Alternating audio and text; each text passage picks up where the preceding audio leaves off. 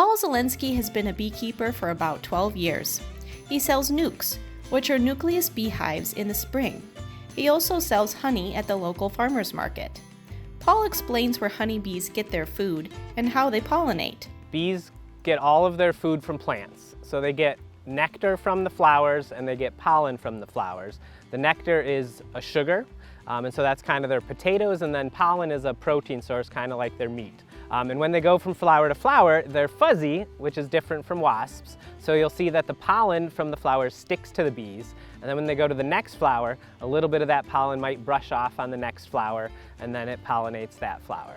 Planting different flowers that honeybees like is the best way to attract them. And if you can get flowers that flower at different times throughout the year, that's really helpful, especially early spring and late fall flowering plants, because those are the times when the bees have the least amount of forage.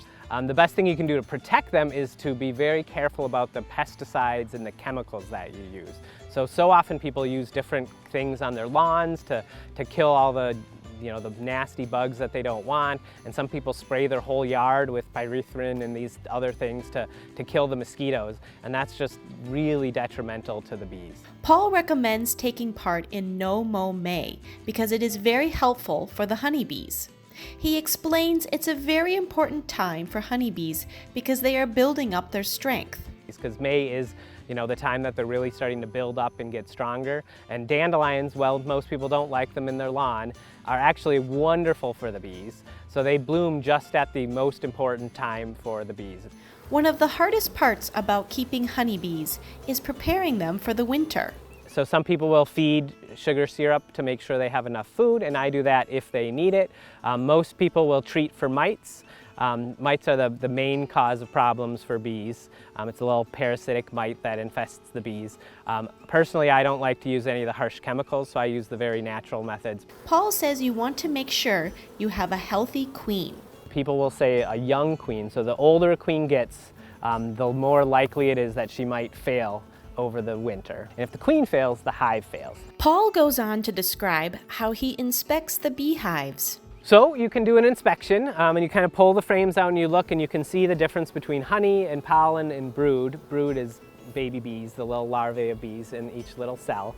And so you can kind of watch them throughout the year and watch and make sure that they're storing honey, and that you can kind of tell when nectar and pollen are coming into the hive. And then they'll kind of cap over the honey, so they put a little thin layer of wax over the honey once they've dried it all down, and they store that up. And that's why for winter, you want to make sure that they have enough of that honey to make it through winter. Paul describes how honeybees memorize where they live and where their hive is located. So when you first put a hive down, the bees kind of fly around and they memorize, oh, this is where I live. And they memorize that by location and then also how it looks.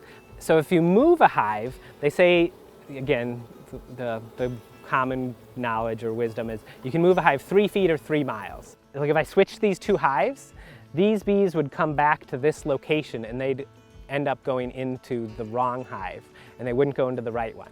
But they can kind of smell the entrance, which is why these ones are so close together and they look sort of exactly the same, which is why I put the duct tape on alternating ones so that they can kind of see, this is my hive, that's not my hive. And then if you move a hive, so for example, there's a hive right over here that I just brought. That one came from my house, so it was more than 3 miles away.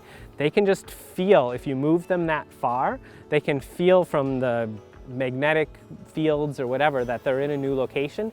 And the first thing they do when you open that hive, but they kind of circle around and they're memorizing where they live. And they call it orientation flight. Honeybees are usually very friendly and are unlikely to sting you. As you can see, bees don't really like to sting you. So most people who get stung by a bee probably got stung by a wasp, or more specifically, probably got stung by a yellow jacket, because yellow jackets are jerks.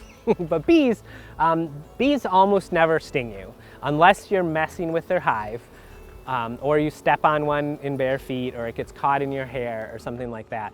Bees are not aggressive at all. So if a honeybee stings you, it dies. It leaves the stinger in you and it pulls out and it rips out a little bit of their intestines, and that bee will die. So they really only sting as a last resort.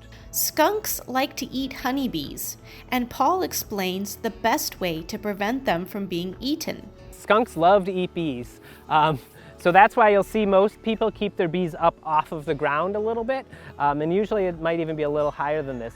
So the theory behind that is, so a skunk will actually come and they'll scratch at the front of the hive, and as the bees come out of the hive, they roll them with their paw, and they kind of squish them, and then they'll chew them up and eat them. But if you put it up, and they lay down right flat on the ground, because the fur on their back will protect them from getting stung by the bees. But if you put them up a little higher, the theory is that the skunk has to sit up, and then the bees can get down and sting them on their belly where they have less fur and things, so that'll help prevent them.